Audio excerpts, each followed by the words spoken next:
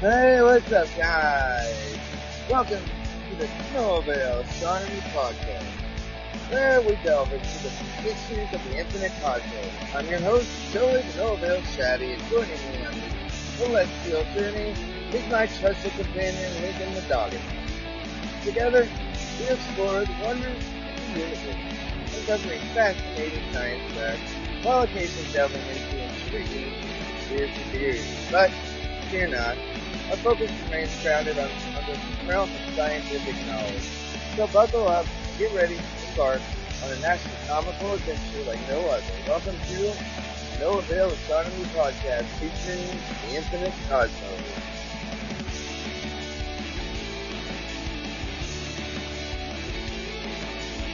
How is everybody doing today on this wonderful night? It is 7:03 here, but it's a beautiful night. It is beautiful. I'm not really, oh, thank you.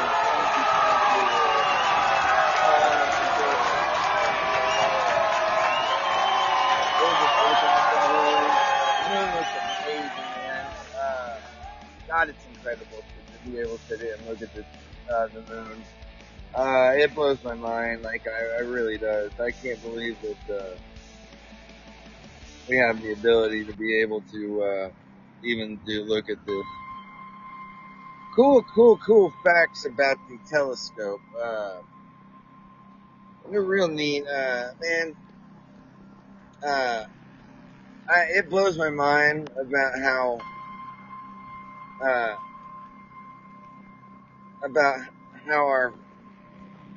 our forefathers, I'm all talking like, how they were able to, it just amazes me that they were able to make a telescope and peer into the sky and really you're looking back in time. And it's a cool way to, be able to look back. I don't know, without sounding too stupidly nerdy. Screw it, I am a nerd, what can I say? And look, I have a podcast on fucking spaceship. Of course I'm a nerd. And it's Friday night, and this is what I'm doing. And if that doesn't say it all right there. Yeah, I know what can I say. But God, if you could see what I could see with this moon. I don't have the greatest telescope. Lincoln, hey, and of course, Lincoln is here. Hey, what you got? Oh, he's playing, my dogs are playing in the yard. It's just wonderful. Oh, I love it. So yeah, it's real cool, man, how, I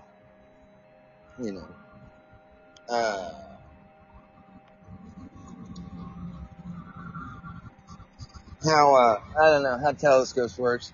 Well, those of you that don't know much about telescopes are often used to view planets and stars. Some of the same optical technology that is used in telescopes is also used, to make binoculars and cameras. Now the properties of a telescope, we get to learn about telescopes tonight. The most important properties of a telescope are light gathering ability. The better a telescope can gather light, the better you will be able to see far-away stars and faint objects in the night sky. This feature is usually determined by the size of the aperture of the telescope. The larger the aperture, the more light the telescope can gather. Now, then 2, the magnification. The magnification of a telescope describes how much larger the telescope can make objects appear. Now, an important part of that, obviously, is your lens, which is, God, I don't have I don't have my other telescope. I'm getting the mirror, looked into. I want a bigger mirror, and I want to make my own. I'm starting to think about making my own, and man, you gotta work a long time really smoothing out the mirror, But we're just gonna kind of have a fun little thing about telescopes. I'm playing with my dog, looking at objects. The other night, I was looking, and it was during the meteor shower, There were so many things flying around in the atmosphere. It was seriously nuts. Now, what I don't have with me is I do not have my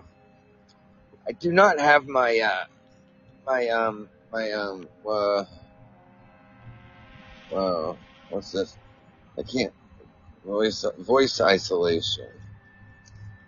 I wonder if that makes us sound better. Weird. I don't know. Let's see. Hello? Hello? I don't know. Let's see. Hello? Oh, can I hear? Oh, well. I don't know. You know what? I'm just going to go off of this. So, I don't really have a microphone, but I'm just sort of doing it off of my phone. But all the same, just kind of going, it's starting to go into those trees. I'm in my backyard, and really I need to be somewhere better. It's starting to go into those trees. Now, two things about a telescope. If you don't know about them, and I'm gonna just go off of hey, there might be kids on here that have never used one. So, now the important properties of a telescope: the lenses and mirrors. There are two main types of telescopes. One type uses lenses to magnify the image. Telescopes that use lenses are called refracting telescopes. The other type uses mirrors to focus the light of the image. These telescopes are called reflecting telescopes. Now, refracting telescopes use lenses to bend the light to specific focal point, such that the object will be magnified to the viewer. You can go here to learn more about that at refraction of light using lenses. And I put the link down at the bottom. The basic refracting telescope has two lenses. The first lens is called the objective lens. The lens is a convex lens that bends, and okay. So the lens is the first lens is called the objective lens. Now, that is a lens, it convexes lens that bends the incoming light rays to a focal point within the telescope. Now, the second lens is called an eyepiece. That is the lens that takes the light from the focal point and spreads it out across the retina of your eye. Now, this makes the object seem much closer than it really is. And see, I've got a kit with all kinds of different lenses. But it's the more, of course, it doesn't matter. You gotta have a good enough mirror. But man, really, to look at the moon, you don't need the best telescope. All you need is even a little one. I mean, you're not gonna see, like the rings of Saturn and stuff like that with some of them. With mine, you can kind of see the clouds of Jupiter, but not real well. I don't have the greatest one. But all the same, they're fun. I love playing with them. Now, there's another telescope called a reflecting telescope. Reflecting telescopes use mirrors instead of lenses to focus the light. A concave mirror is used to gather light and reflect it back to a focal point. In order to get the light out of the telescope, another mirror is used to direct the light to an eyepiece. There are various designs of reflecting telescopes, but the original design by Isaac Newton is still popular today. Lincoln, do not do that. Because one, you are still barking like an adolescent child going through puberty. Alright, here you go. And that is extremely loud. Nobody wants to hear it, bub, but I love you so much. Yeah. Anyway. Oh, it's starting to go behind these trees. I'm going to have to either move my telescope. I was looking at Jupiter earlier, and you could see the Galilean moons, and God, it's incredible the way they line up. Lincoln, let go of the ball. Now, let's learn a little bit about the history of the telescope. This is fun.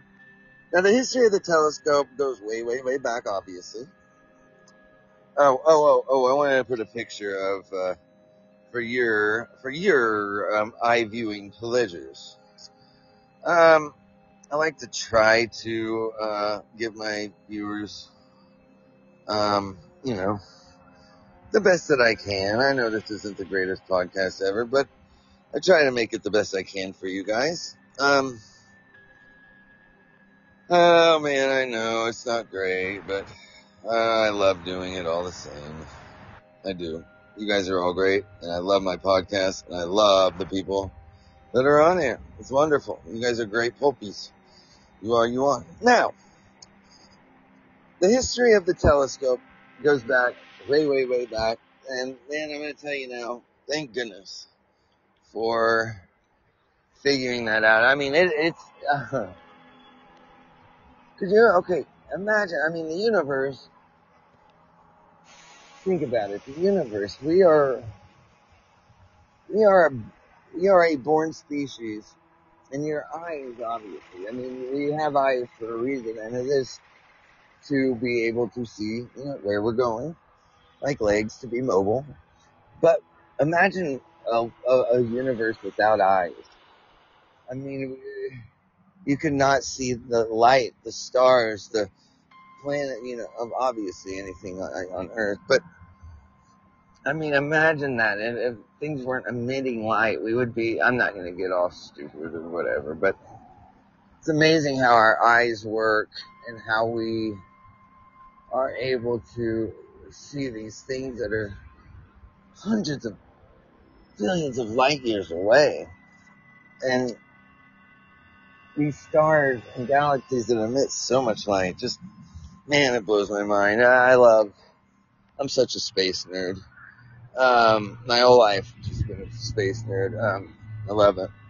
It'd be cool if Nathan would call so I could talk to him about my nerdiness. So, I'm sorry. Now, the history of the telescope it's really actually it's really quite interesting. The first telescope invented, it was a refractor invented by a Dutch lens maker, Hans Lippershey, in 1608. Now, Galileo made some improvements and first used the telescope for astronomy. The refractor was further improved by astronomer Johannes Kepler around 1611. Kepler used a convex lens for the eyepiece. Although this made the image appear upside down, it improved the usability of the telescope. In the late 1600s, Isaac Newton developed the reflecting telescope by using mirrors instead of lenses. Newton was able to make an improved telescope that did not suffer from some of the issues with the refractors, such as the chromatic aberrations. So, I mean, some of them, the first ones, it's much like, how binoculars, they don't, God, I hate when I can't, think of words. I'm so, hey, what's up, man? Thank you for joining. We're having a fun thing I'm looking at the moon and stuff, but, just going over fun facts about the telescope. Now, the difference about telescopes too is that the telescopes on Earth are great, but they're hard to, I mean, that's awesome. Like looking at the moon, it looks like you can just reach out and touch it. You can definitely tell it's made of cheese. I'm kidding. And then seriously joking. But when you get to where these telescopes are outside of Earth's atmosphere, that is how you can really, really, really can see how amazing these telescopes work. I mean, it just blows my mind that we are able to make or construct God, I hate when I can't think of freaking words. Construct a tool to be able to use our eyes to see things so much further. But when you get outside of our atmosphere, that is when it really gets amazing. Like the Hubble telescope, I'm sure you all have heard of it. One of the most famous telescopes it is in the world today. It is the Hubble Space Telescope. However, it's not now the James Webb, but we'll get into that. telescope was put into orbit around Earth in 1990 by the Space Shuttle. Being outside the Earth's atmosphere allows the Hubble to view outer space without background light and for the blockage of the atmosphere. This has enabled it to take some amazing pictures of faraway stars and galaxies. The fun facts about the telescopes are the successor to the Hubble telescope is the James Webb telescope, which is already in 2021 and had launched. The first telescopes were used by sea merchants and the military. Most observatories are built on mountaintops where the air is thinner and cleaner. A lot of astronomers today work remotely from the actual telescope. They control the telescope using computers over the internet, and the largest refracting telescopes in the world is located in Yerkes Observatory in Wisconsin. That is not true because now there are some amazingly bigger telescopes. It blows my mind how these new ones, actually, they've got a telescope now that works worldwide, and so it's basically a telescope the size of Earth, and they are able to get the most amazing pictures. Now, the one thing about that I will tell you though, and this is with telescopes, with any kind of probe that we send around the planet, these pictures, all pictures are all digitalized. I mean, they're all digital.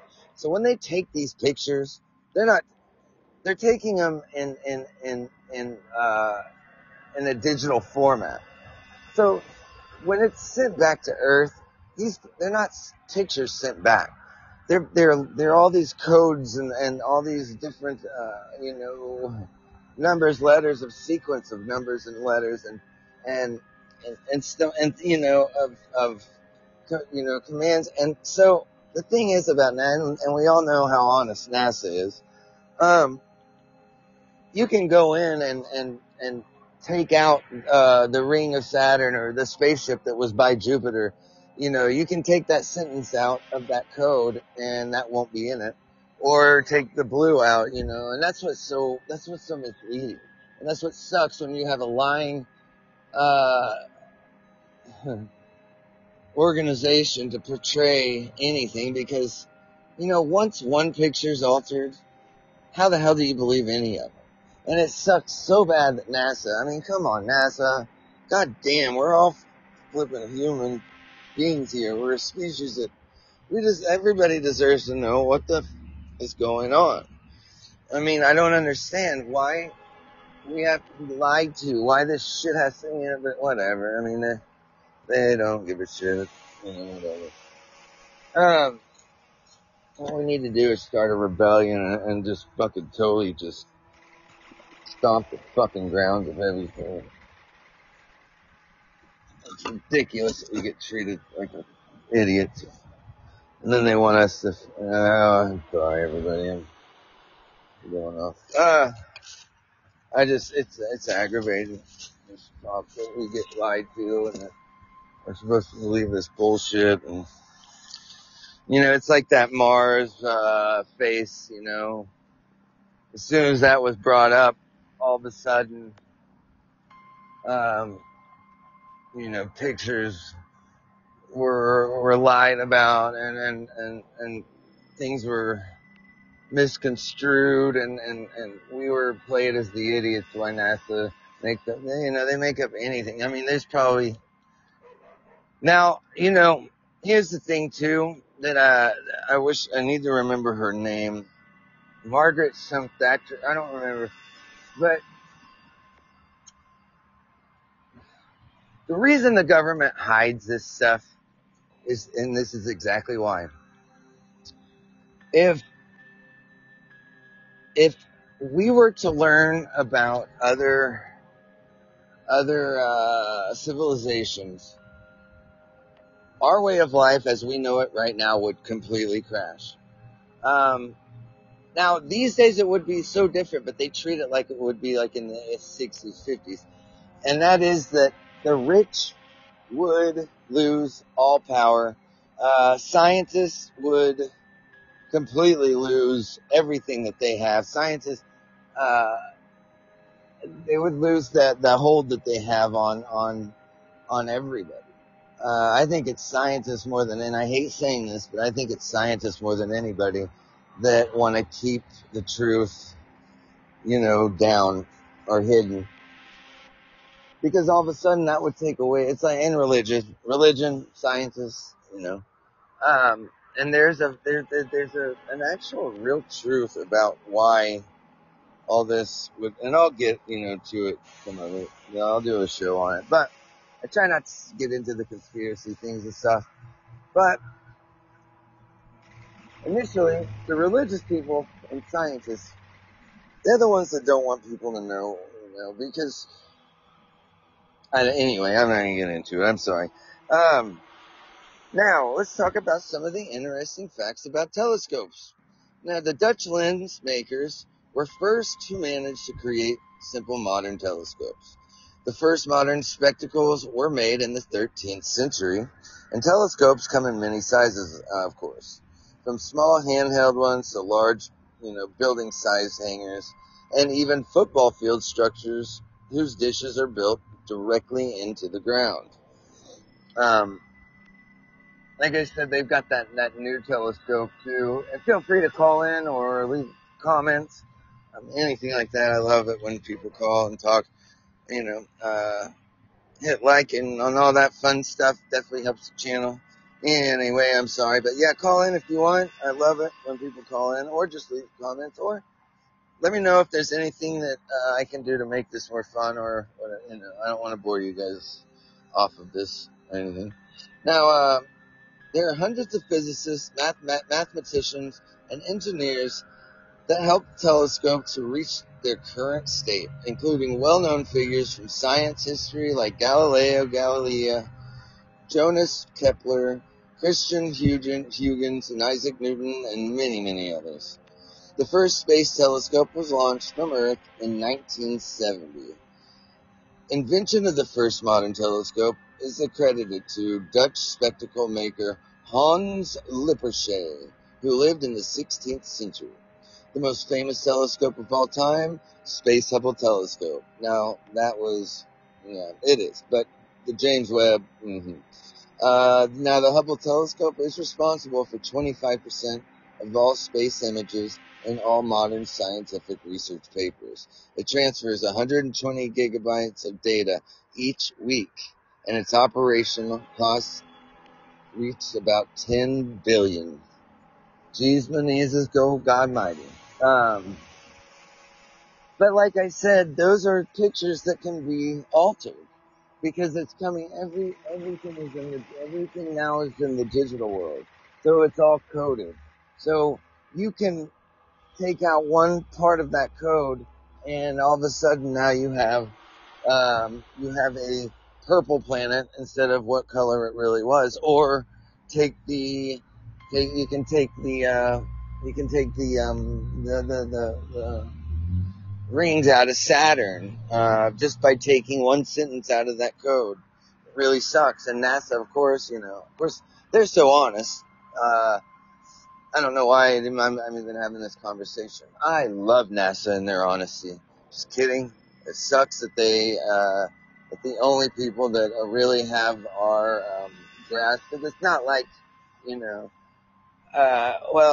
until me and when Lincoln and I get our spaceship fixed, it's out of commission right now. Lincoln, man, he flew it into a damn telephone pole. I told him not to go out on his own. He doesn't listen to me. Anyway, we're getting that fixed.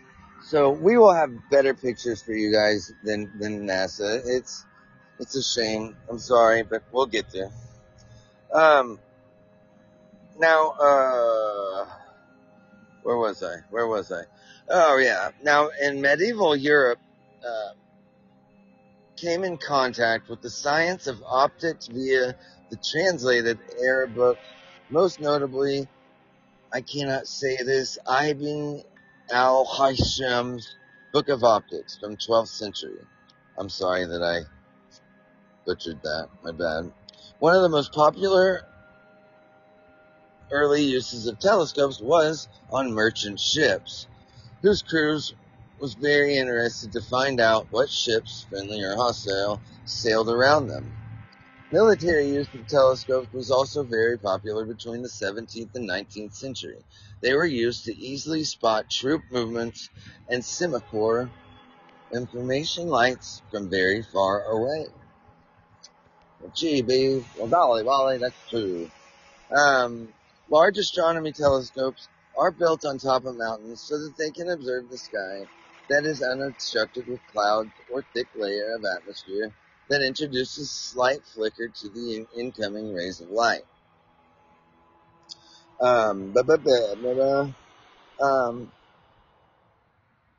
Definitely let me know if I'm boring you guys. Many large telescopes are planned to be built by the year 2028. The largest one is the European Extremely Large Telescope with its large 39.3 meter diameter segmented primary mirror, followed closely by the Hawaiian 30 meter telescope and Chile Giant Magellan Telescope. Now that one is just amazing. I think that is the one that they saw the Oumuamua meteor flying by. You know, the meteor that they said was from interstellar space. A lot of people, if you get into the conspiracy thing, say it was a alien spy thing that flew by, which is cool. It was cigar shaped, but it flew by so fast they couldn't really. Actually, man, you know it's crazy. They're talking about launching and catching up to this thing to find out what this thing was. I'm more to come on that. I'll let you know. Yeah, it's pretty interesting. It's pretty cool. But it's the first interstellar object to fly into our solar system, which is amazing, because that's the first one that we've seen. Now, we don't, the one thing that you don't get is objects that fly in from other star systems. Our solar system is, in its own bubble. Past, our Pluto is something called the Oort cloud.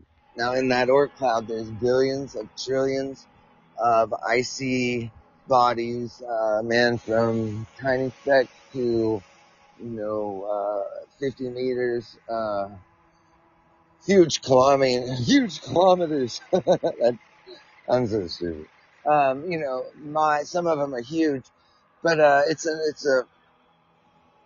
it's called the Oort cloud, and it's surrounded by us. And so all the stuff that comes flying into our solar system, to the inner planets, are from that. So, I mean, it's basically, each solar system is kind of made of it's the remnants of leftover from when the solar system, that was in the making of. What a description. I apologize. But anyway, so it's all kind of the same material, like, when each solar system really is, kind of its own, material. Like each sun, some of them are more heavier in elements. Some stars are more, in gases. And so depending on what that particular star, is made of when it blows up and everything is, conjuring together and starts to, after millions of years or billions of years, kind of, God, I cannot think of, I'm just dumb today. I apologize. I do apologize. But all those elements are kind of the same. So the comets that come flying around, they're from the Oort cloud that is, in our bubble. And I was reading about this article about, hang on, I got my dog here. And they were describing, or explaining, oh man, what were they explaining? Oh crap. Lost my train of thought. That's not enough. Go inside, dude. Go. Oh God, I'm so done. Anyway, I'll get to it. So anyway, telescopes. Almost all modern scientific telescopes are networked to the internet, enabling astronomers to easily access their data and control them remotely. Telescopes can be separated in several categories, most notably type of its amount and electromagnetic spectrum it is observing. So optical, radio, X-ray, gamma ray, and high energy particle telescopes. Like it's amazing. The James Webb Telescope, we can tell what kind, we're finding all these exoplanets, right? We can tell with the James Webb by just pointing it at these exoplanets we're finding, and as it goes in front of its parent star, we can tell what kind of atmosphere is on this planet. We can tell if it's water, if there's methane, if there's and any kind of stamps like carbon dioxide and methane. These are things that would life would be kind of giving off. So we can tell if there could be possible life on some of these planets just by the the molecules that come off. Man, this amazing. The telescopes are, man, the technology. We are going to find life seriously at any moment in time. I mean, it blows my mind how we can detect what these planets, how much nitrogen, how much helium, and what kind of photons these stars are giving off to shine on these planets to emit what the reflecting of the gases that are on it. It's amazing. It just is a wonderful time to be alive in space exploration. I'm a total nerd in this stuff, but me and my dog just hang out and watch. That's what we're out right now, looking at stars. Been looking at the moon. It's pretty awesome. Did you know? I did not. Did you know that in the southern hemisphere, the moon is upside down? They see it completely upside down than how we see it in the northern atmosphere. Isn't that cool? But it's funny because, well, to them, we're upside down. So I guess you can't say they would be upside down. But yeah, it's pretty cool. So here's my question to everybody. So now when you're in the southern hemisphere, when you flush the toilet, does it go the other way? Or is that a stupid question? I'm sorry. If you're really, bored, definitely hit like on this. So yeah, because man, I'm sorry about my boredom. Oh man. I just wondering if, the water. Okay. Anyway, so moving forward. Um, Now, okay, telescopes, they can be separated. I already told you that. I'm sorry. First experiments in optics happened in ancient China and ancient Greece between 5th and 3rd century BC. Galileo popularized telescopes to European scientific and royal communities, but it was Isaac Newton who made them truly viable for scientific use. His reflecting telescope was much more powerful than refracting telescope that Galileo used. The successor of famous Hubble telescope will be James Webb telescope, and it is the most famous successor. It has a significantly larger mirror and the ability to gather more light. It can read in microwave. And see, the thing about the Hubble, that it couldn't. Let me back up. See, in light, um, there's something called the Doppler effect. I don't know if you've ever heard of what the Doppler effect is. It's like if you go out on a street corner and you hear an emergency vehicle hauling ass past you, and you hear this woo woo woo woo woo woo woo woo, can hear it coming up real high, and then as it passes you, it goes real low. So it's like, meow. Well, what that is, and that sound, not in light, but stay with me, I'll get there. So when it's coming towards you, you hear a higher vibration, and then when it goes away from you, you hear it at a lower pitch. Well, what it is light can be viewed in two ways. It can be viewed in waves, and it can be viewed as particles. So what they figured out was, without me going into huge detail and stuff like that, what they figured out, because it can be read or measured in waves and particles both, is that they found out that in space, because there's galaxies that are hundreds of... Lincoln, where you going, Bubba? I see you're on a mission. Your head is... Where you going, Bub?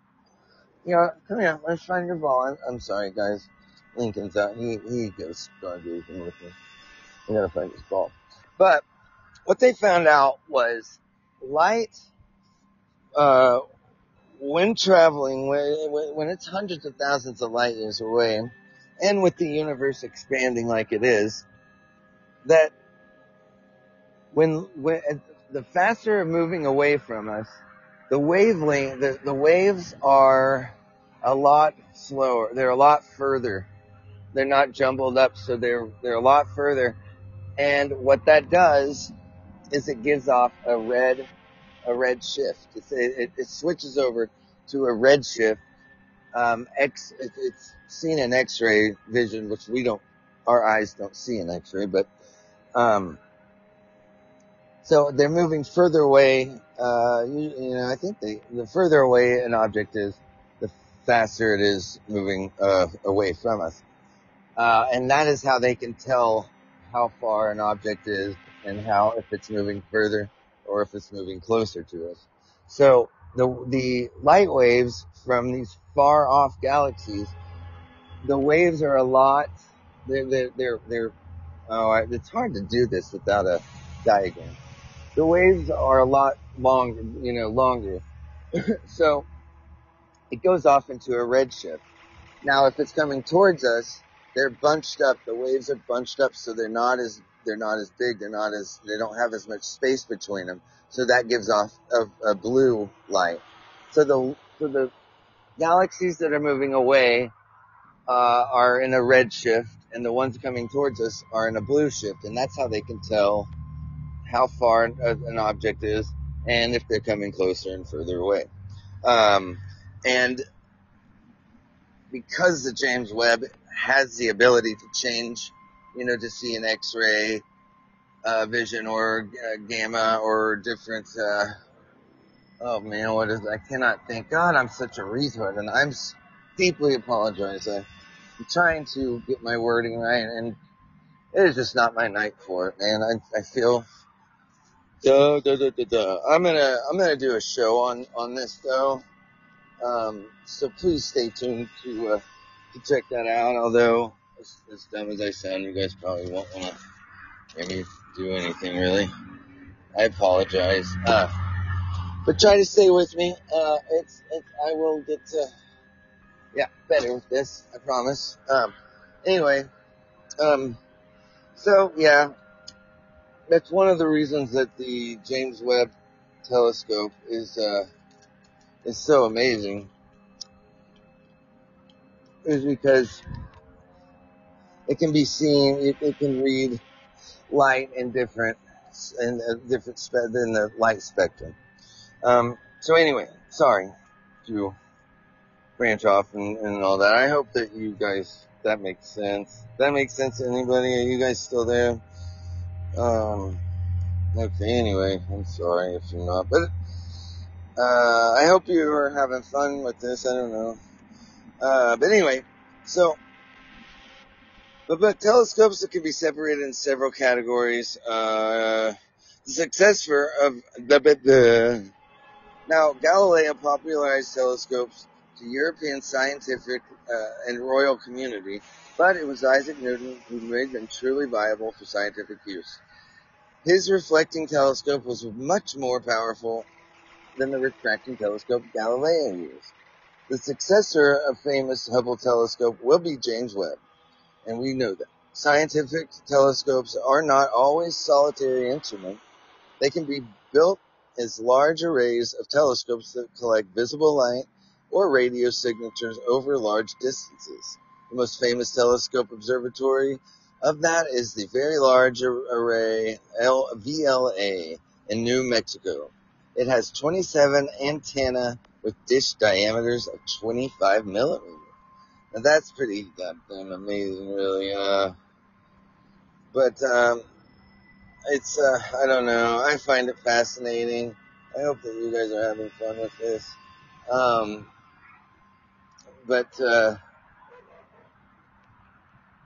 I've got to take a short break. Please don't go anywhere because I'm getting ready to show you guys something incredible.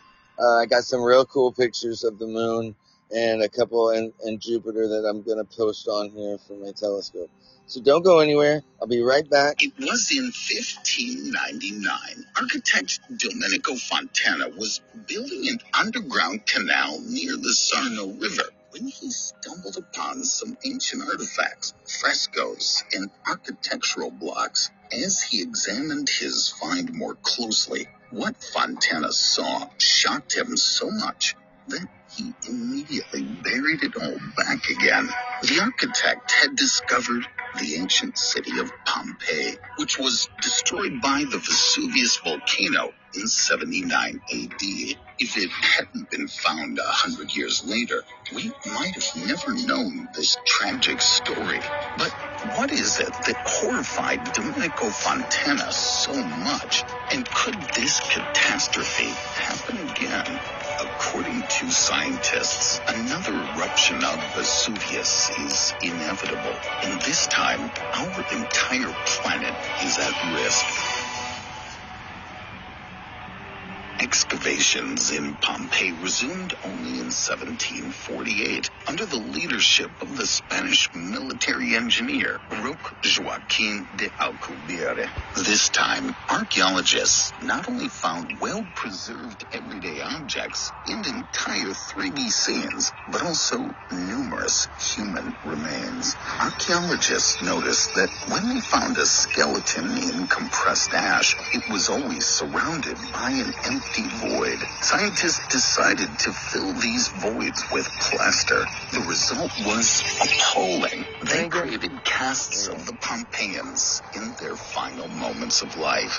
These eerie sculptures showed scholars how exactly people died when the lethal ashes rained down on them. Many families were found in their homes huddled together, and some couples were caught frozen in their last embrace. There's even a cast of a dog, obviously contorted in pain on its back. But what did ultimately cause the residents of Pompeii to die? Did they not attempt to escape and just passively wait for their death in their homes? Let's try to piece together the chronology of events on that fateful day. It's August 24th, 79 AD, noon. In the bustling Pompeii marketplace, a deafening roar fills the air. The ground shakes violently, knocking people off their feet. Fish and fruit stalls collapse. People scream and point at the looming Vesuvius volcano. The eruption has begun. Molten rock and pumice are spewing from the crater at a rate of 1.5 million tons per second. Most of it falls into the nearby towns Pompeii and Herculaneum. After the volcanic eruption, a thick layer of ash turned everything black. The citizens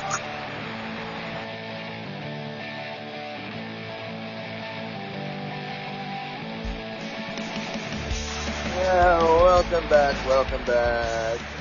To the Infinite Cosplay Today, or tonight, going over, I'm out looking at stars, stuff like that, and going over talking about telescopes, and how magnificently awesome they are. I'm just guys are all probably bored, but I don't know, it's pretty cool. So I got some pictures that are coming up that I took of Jupiter and the Galilean moons and of the moon.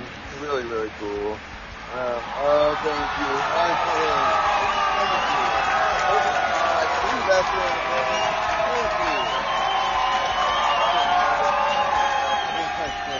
I know. Thank you so much. Thank you. Uh-oh. So, moving forward, it's pretty cool, how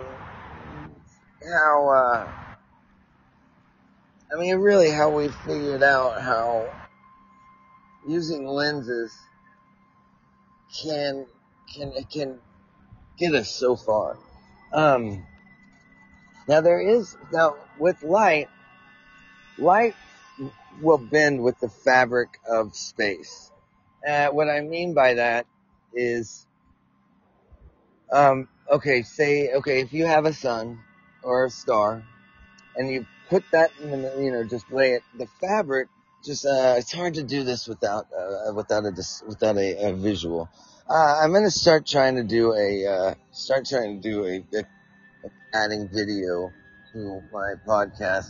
I don't know if you guys are going to see my dumb face on there, but anyway, I'm sure my voice is annoying enough, but I'd like to do that because it's really hard to put this without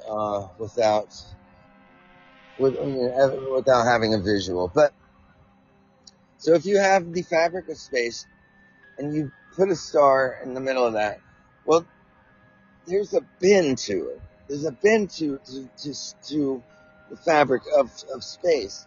And with that bend, light, if there's say a galaxy that's 100,000 light years, or many of them, when you get a telescope and you're looking, because of that bend where the star is, the light will go around that. It's called microlensing, and what it does is it follows the fabric of space and it goes around the star, and so basically you can see it. You can see the things behind the star. It doesn't just stop the light because it is bending with the fabric of space, and it actually what it does is it acts as like another part of a telescope, and it magnifies that object. It's pretty cool. I wish that if I had a visual, I could show you better. Actually, maybe I can. Let me see if I can find one for you guys. Let me see a picture of gravitational bending. Let's see if hang on, let's see if I can find this. Is that one? Yeah, here's one. Okay. It's kind of sort of, okay, let me see. Let me post this and see if this will help, at all. Let's see. Let me know if this helps with it. It's hard to do this without, okay. And you might have to maybe, okay. Let me go to, okay. Let me know if this picture helps. I'm not sure if this will help. You might have to click on it. But that's what I mean but if you look at that picture, it's really quite, and it's really interesting. But it will bend with that fabric, so you can see everything behind the object. And what's cool is it magnifies that, so you can see. It's like a natural lensing. I'm sorry, I get so nerded out by this. I love this. But I've been doing a show. I'm doing a show on light, and and how it works. And it's going to be probably a couple days. I'm only on level 2. Podbean doesn't really. I'm not. I don't know if people don't really like my show. I need more live. I don't know. They don't. They just now put me on level 2, so I can only do like 2-hour podcast. Caps, man, he's so funny. I love Caps, but we were talking the other day, and he's like, man, I'll try to help. I don't know, but definitely, man, Chris, thank you for hitting like, man. That definitely helps the channel. I really appreciate it. All you guys on Podbean, man, you guys are all super, super cool. I really, really dig everybody on Podbean. Everybody's really, really awesome, really nice. Everybody, super, super cool. You guys are all just awesome. Anyway, sorry about that. So the illustration I put on there, it shows a phenomenon known as gravitational lensing. I'm reading off of this. Sorry. Which is used by astronomers to study very distant and very faint galaxies. Note that the scale has been greatly exaggerated in this diagram. In reality, the distant galaxy is much further away and much smaller. Lensing clusters are clusters of elliptical galaxies whose gravity is so strong that they bend the light from the galaxies behind them. This produces distorted. What? Okay. This produces distorted and often multiple images of the background galaxy.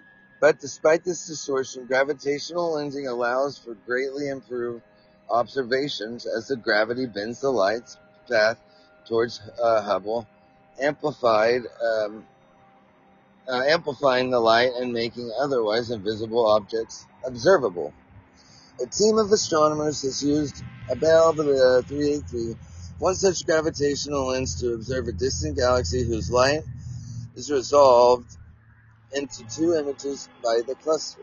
The gravitational lensing effect means that astronomers have been able to determine fascinating insights about the galaxy that would not normally be visible even with the Hubble or large ground-based telescopes. Among the discoveries is that distant galaxies stars are very old, meaning that galaxies probably formed earlier in cosmic history than we first thought. There is something really cool that I was reading about that it's pretty neat. Come on. You want chicken? Or you just want well, which one? Well, that's the easiest. Alright.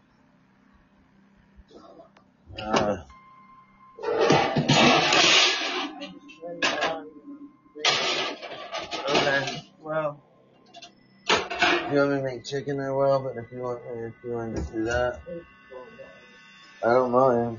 Chicken sounds good. But okay. Yeah, we do. What? Yeah, but we'd have enough. I mean, if you want. Okay. If you want to. I'll be in a minute. Okay. Now. Where was I? Oh, yeah. Now, okay. Now, with the James Webb, Mr. Lincoln. There you are. Lincoln. Where's fucking my dog? Lincoln! Shit. I've got to find my dog.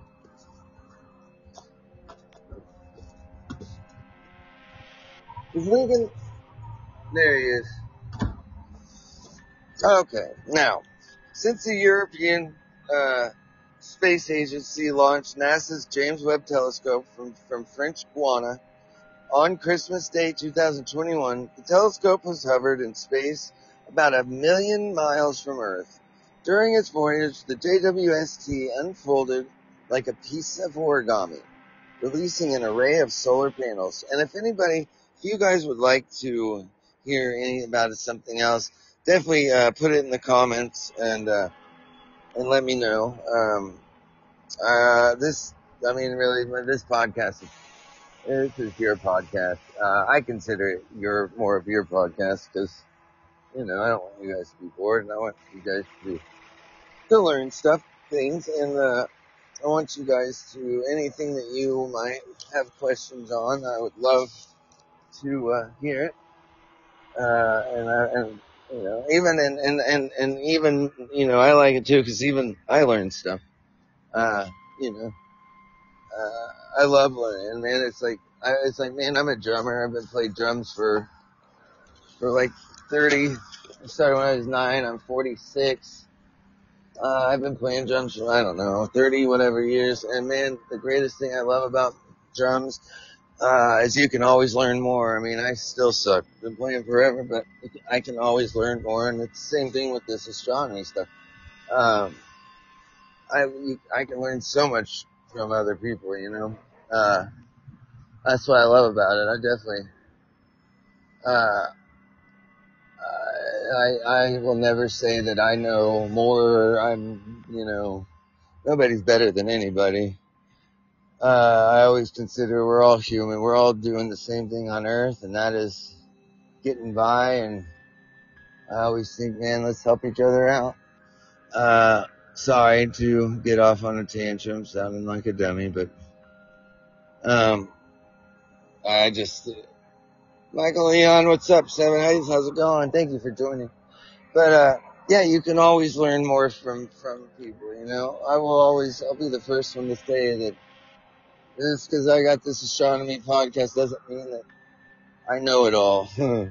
Because you can always learn more. And so definitely, if you guys have any comment, leave it in the comment section, or if there's anything you want me to do a show over, definitely. I learn stuff as I'm doing this stuff too.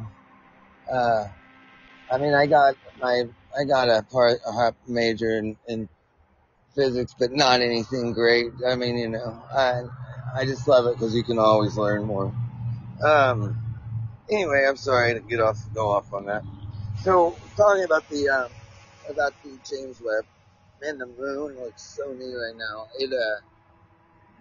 When it's a half crescent like that, it's cool because you can, where the light divides from where the light and the shadow is, it's awesome to see the shadows that just peer right where that light is. That's amazing. I'm such a nerd about this stuff. All right, sorry. Anyway, so talking about the James Webb, when the JWST, when it unfolded like all of its, you know, panels, it released an array of solar panels. The powerful, has such a powerful antenna. It's like a honeycomb of golden mirrors that are on it, and a sun shield that looks like a set of silvered sails. So cool. Scientists then spent more than 3 months aligning its mirrors with nanometric precision.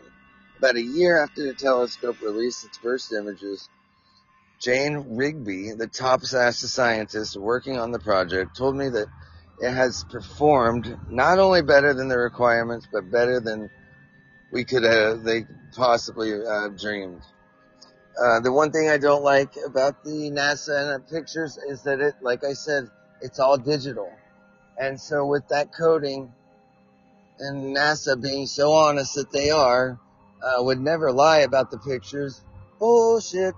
And so, man, they could take out anything, you know, they could take the part out that the planet is red or blue and put in, that it's green. And what are we gonna do? It's not like we're ever gonna go up there, except for when me and Lincoln get our spaceship fixed, we're gonna, you know, we go to space all the time, you know. So we know if they're lying. It's just kidding. Alright, that sucks.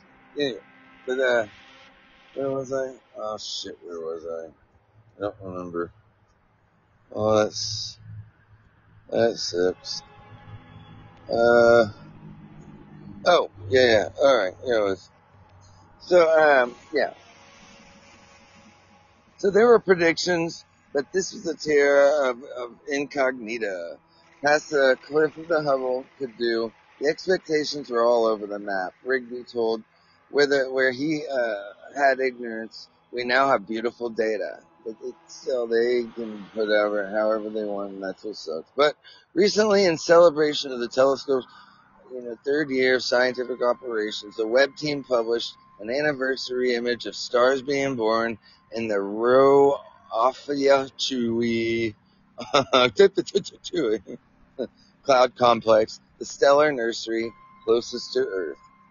The first telescopes were made of two pieces of rounded glass in a tube. Galileo Galilei discovered Jupiter's moons. I was just looking at the Galilean moon. Man, it's cool to see those. It's real cool. Man, I would say if you guys lived in Tulsa, come to my backyard, man. I have a campfire, and I just sit out here, and me and Lincoln checking out stars. It's Friday night, talking about a boring life I live, huh? Anyway, Galileo discovered Jupiter's moons, and thus showed the Earth was not yet. And see, here's what's cool about those four moons. When Galileo in 1607, when he looked at those moons, that is how he discovered that we were not at the center of the galaxy. Before that, it was told that we were in the middle of the galaxy, and the sun and everything went around us. We were at the center. And when Galileo saw Jupiter and he was looking at Jupiter, and he saw three of the moons. And he thought his telescope was screwed up. And then the next day, or the next couple of days, he saw another one. And right then is when history changed. That is when he realized that we were not at the center of the universe. That we revolved around the sun, and everything else, all the planets, were not the center of the universe. And that is how and then he went to jail. I think he was probably like on house arrest, but yeah, that was how we found out.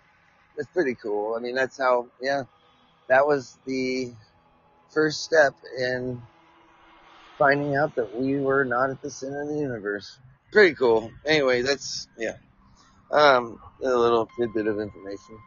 That's pretty cool. Changed the whole entire, the whole direction of time and how we think. God, I cannot think of the right words tonight. I'm so dumb. Anyway, so yeah, with the and then man, we did this with a telescope, so that could magnify 20 times. 6 decades later, Isaac Newton completed the first successful reflecting telescope using a concave mirror that concentrated light much more efficiently. Over the centuries, telescopes have grown and improved enough to spot increasingly faint and faraway celestial objects. The Webb represents a culmination of this progression. It is 100 times as powerful as the Hubble Space Telescope and sees infrared light that is invisible to the human eye. Light falls on a spectrum from longer wavelengths to shorter wavelengths: infrared, red, orange, yellow, green, blue, indigo, violet, and ultraviolet. It was designed in part to gather light that has been traveling to Earth since shortly after the Big Bang. When astronomers point its mirror toward the edge of space, it sees the universe as it was 13 billion years ago, close to the literal dawn of time. It's funny because say aliens were, and I do think that there are life on other planets. I do, and I don't think that people on Earth are crazy when they say that. I don't. There's not anything that I don't believe. I believe in everything. I mean, until I see, But anyway, if there was a species looking at us 250 million light years from us, they would still see dinosaurs on Earth. Not crazy. That's something to think about. It's pretty fun. It's pretty crazy. Yeah, they would totally still see the dinosaurs roaming around on our planet because it takes 250 million a light year is 186,000 miles per second, and a light year is 186,000 miles a second per one of our years.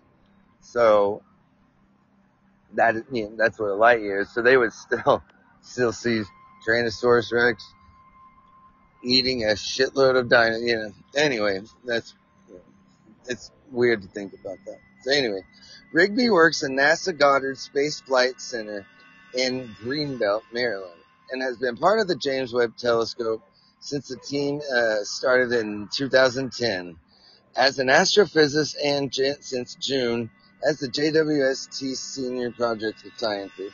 We spoke via video chat during the launch break.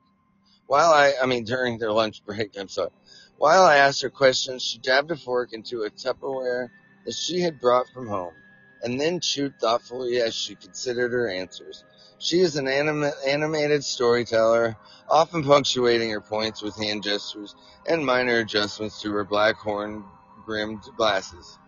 I asked her about the telescope's peculiar design and the ways that the astronomer shapes our everyday lives, and the gaps in human knowledge with the Webb has already started to fill in. Our conversation has been edited and condensed.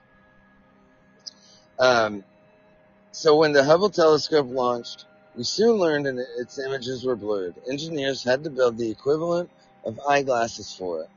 Were there any such problems with JWST early on, given its very complicated deployment? No answer. Because of the way it worked, when Hubble went up in space, the optics had to be perfect. For JWST, we launched mirrors that were able to fix themselves. There are 18 primary mirror segments, those beautiful gold hexagons, and the idea of that you designed them for the correctable in space. You just move them until they are in the right place. When JWST first deployed through this long, iterative process, it looked at bright stars. We got all those mirrors to work together like a chorus. When at the beginning everybody is in their own key, their own song, their own genre, doing their own thing, and at the end they're coordinated, singing in a tight, multi-part harmony. The real problem with JWST was that we needed a telescope bigger than rockets are. The rocket we launched on is a little more than 5 meters across, but just the telescope part of JWST is 6.6 meters across. And then there's a whole sun shield underneath it, that it's the size of a tennis court. So it kind of it almost looks like that's how it just, sits on it. One way to overcome the size limit, which is a fundamental challenge for space telescope, is to have them fold up. 6 of the primary mirror segments were tucked back behind the rest of the mirrors for launch, but then they were unfolded on hinges. So that led to design where we didn't need to align them perfectly on the ground. In question, if size is but one challenge for space telescopes, what you would say is the greatest one?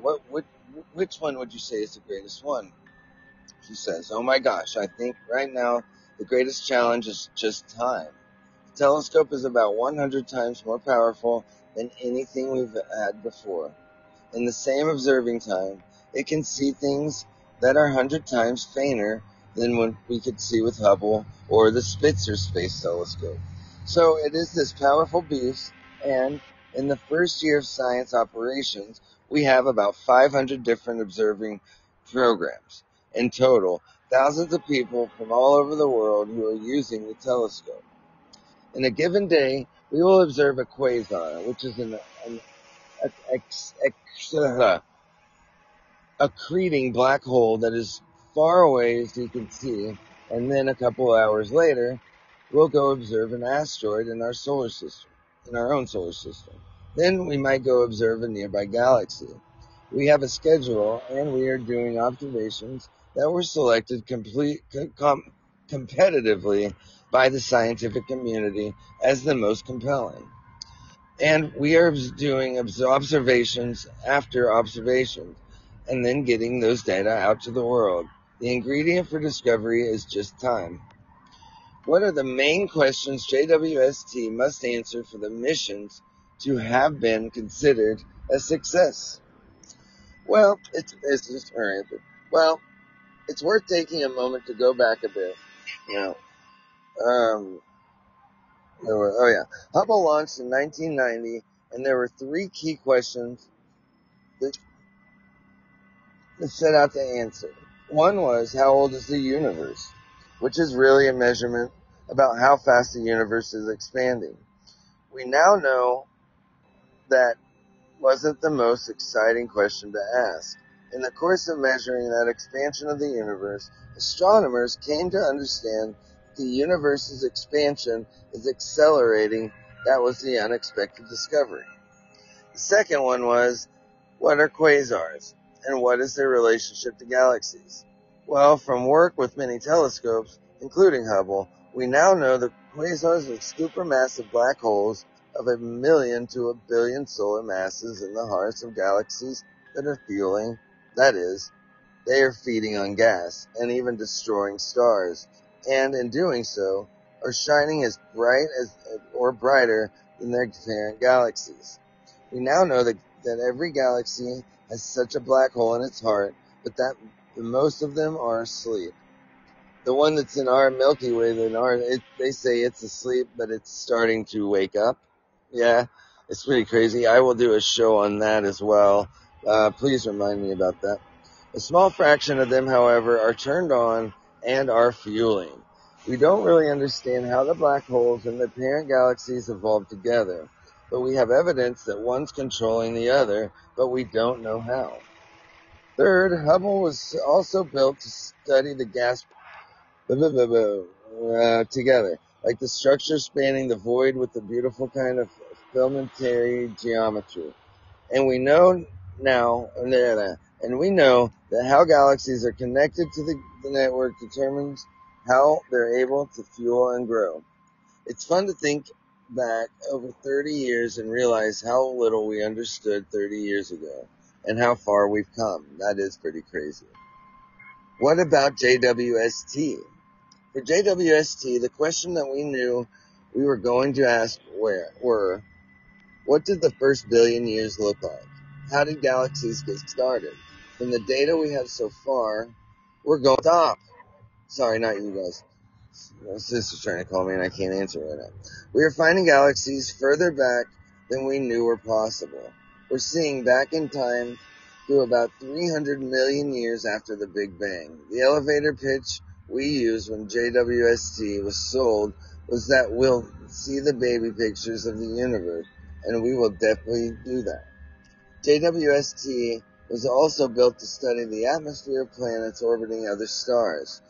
That's the other really high-profile science case.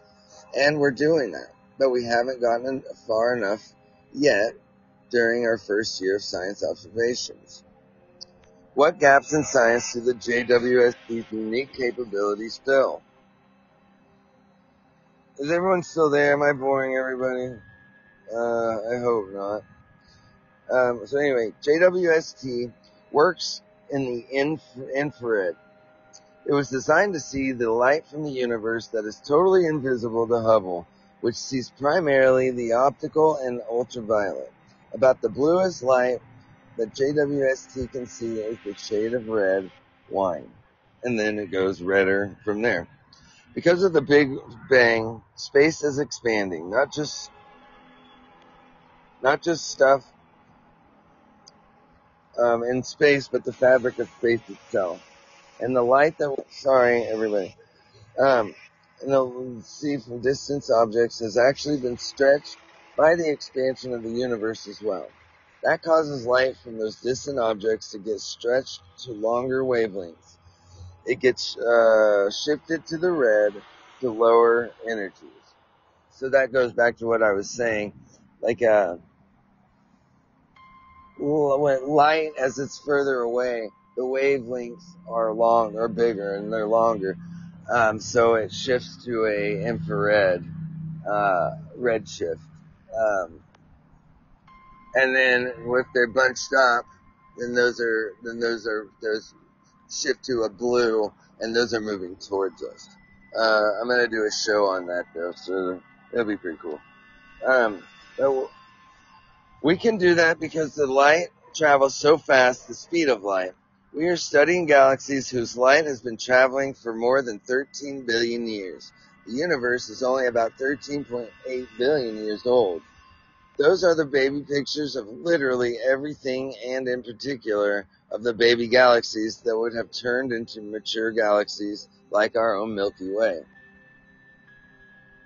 And here's an image captured by the JWST, shows a tightly bound pair of actively forming stars known as Herbig Haro 4647, appearing as an orange-white splotch at the center of the red diffraction spikes. So I'm going to show this. I'm going to put a picture on here for your viewing pleasures. Let's see. Here we go. This, that. That. Done. Okay. That's Wrecked for Jesus. I love that name. How you doing? So here is a picture that the James Webb took. Maffei, what's up? You guys, how you doing, man? I appreciate you guys joining. You guys are super awesome. So why else does JWST need to see in the infrared?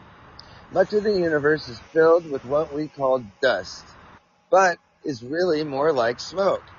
So, well, when did you figure that? I sound so dumb just now when I read it. I'm sorry. And I bet you guys are like, what an idiot. Oh man, anyway, sorry. So yeah, much of the universe is filled with what we call dust, but really more like smoke. I love smoking. Alright, sorry. And that smoke hides what we are trying to see. In particular, the places where new stars are born are really dusty places. You can't see through them with an optical telescope for the same reason that your eyes can't see through them. A telescope like Hubble can't either, but infrared light just goes right through the dust. It gives us a view of a part of the universe that was previously hidden. So we think half of the stars in the universe are hidden to us, but using JWST, and the infrared, they should pop right into view. The James Webb Telescope is seriously amazing. Perhaps this is a limitation of my childhood education, but knowing now that light is stretched, I am curious how else light traveling for 13 billion years across the entire universe will be altered before it gets here. Is what we are seeing what it actually looked like? So you're asking basically, did anything happen to the messengers along the way? Yes. In general, no. But in some ways, yes. That's actually a really lovely question. The light gets stretched, but light can also be absorbed. There's a neat technique we can do in astronomy where we go find a distant flashlight, and then we study the light that's missing because it has been absorbed by gas along the way. Photons can also get it scattered. But other than those two things, it really doesn't change the fundamental picture. We really are getting a snapshot of what things looked like back in the day. And I certainly didn't learn any of that in school. Well, isn't that something else? Wow, Jupiter moved a lot. Man, I've been out here a while, huh? Lincoln, where you at, Bubby? Lincoln? Lincoln, where you at? Oh, hey, bub, there you are. I'm sorry. Aw. Hi, Bubbers. I love you so much. Oh, you giving me kisses. Thank you. Tell everybody hi. Where was I? Okay. Yes, I gotta find this. Okay. How long have we known all of this? Is a good question. Correct for Jesus, and I love that name. Definitely too, hit like, if you, that little heart button definitely helps the show out. Of course, if if this is, I might be boring everybody. I apologize if I am.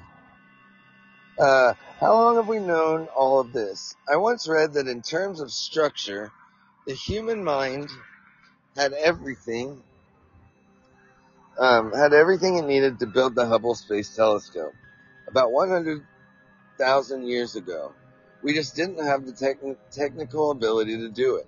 But if it weren't a limiter, how long ago would we have known the right questions in order to build the JWST? That's true. That's a very true statement. I love this question because you're right. Modern humans have been around for a couple 100,000 years. I know that because I took my kid to the Hall of Human Origins in the Smithsonian.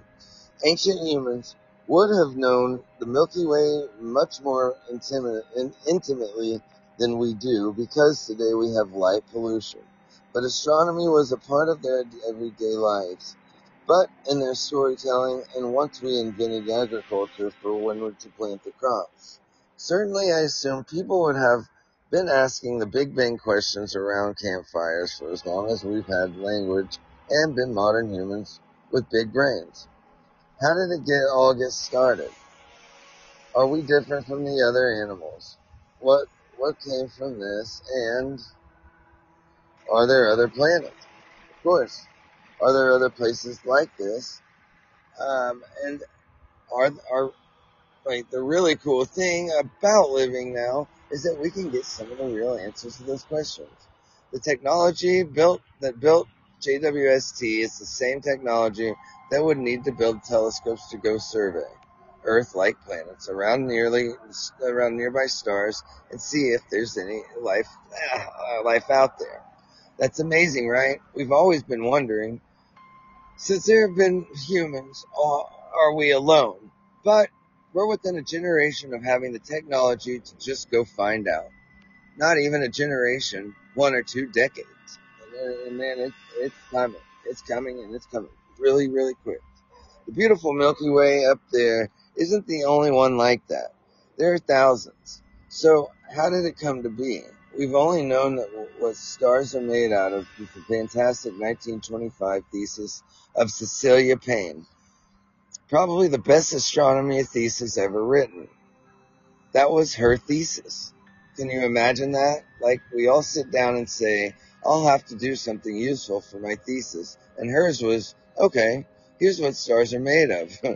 Because nobody knew. She used the brand new science of quantum mechanics along with data that were coming out from the fingerprints of stars, and she figured out what stars were made out of. That still blows my mind. Their stars are made of hydrogen and helium with a bunch of trace elements, and she figured it out. Can you imagine the state of knowledge that's so wide open? And, I think it's funny because only a woman could figure that or know that. You know what I mean? Women are so much smarter than men. They've got more of a capacity of patience. There's so many reasons. Thank you, women out there, for your work. I seriously want to say thank you. I mean that from the bottom of my heart, too. Don't you think we still live in that world in some ways? Maybe we do, because we do not know what most of the mass and energy in the universe is. We know what about 4% of the universe is made of, and stuff like us, baryonic matter, but we do not know what dark matter is, even though there's way more of it out there. It's baffling and annoying, and we don't know what dark energy is. It's a weird, repulsive force that is making the universe expand even faster and faster. That's ludicrous. What is that? We didn't predict that, but it's there. There are theses to be written in which someone solved dark matter, or in which they figure out what dark energy is. What big outstanding question in astronomy would you most likely like to see answered in your lifetime? Oh gosh, This is going to take me to feel a little bit of a traitor on my field, but because I study how galaxies evolve, how galaxies form stars, and what galaxies are made of, and what they're like. That's what I do. And there are enough interesting and important questions out there to last a couple of lifetimes. But as much as I love the science, I think the most important thing that astronomy can do is figure out whether we're alone in the universe. Figure out whether we're other planets that are not only habitable but inhabited. What's our place in the universe? I don't know of a more profound question than that. I would hope, but the scientific would could answer it. It would help us as a species to take better care of one planet that we can sustain life. It could be the case that this is a very rare oasis in a lonely universe. So, I'm gonna stop there before I just put everybody to sleep. So it's really cool, or I think, that the James Webb has some of the pictures are just fascinatingly awesome. But there's just some little facts. I don't know. Let me know if you guys had fun. And definitely leave comments if you have any questions, if there's anything that you want me to do a show over, if there's anything that, I can do to make this more, more fun. That's not a way to describe it. I apologize. Definitely let me know. I love doing this. And man, you guys are all great peeps. Definitely hit the like button. Follow me if you haven't, and share the page. I will have shirts coming out really soon. Check out my Patreon page. I've got some cool stuff coming up. So definitely check that out. You guys all have a wonderful night, and I will be doing another show tomorrow. So join me. I've got a couple different topics. So if you guys have anything you want to hear or anything like that, let me know. You guys have a wonderful, wonderful day, wonderful night. Thank you for the likes. Man, I appreciate it so much. You don't know how much I appreciate your support. You guys are great people. And definitely, let me know if there's anything that I can, do any shows on that you guys will have fun, or, that you want to learn about. Maybe I'll learn about it too. I want to say thank you again. You guys have a wonderful night, and I will talk to you guys tomorrow. I hope to hear from you guys. Thank you much.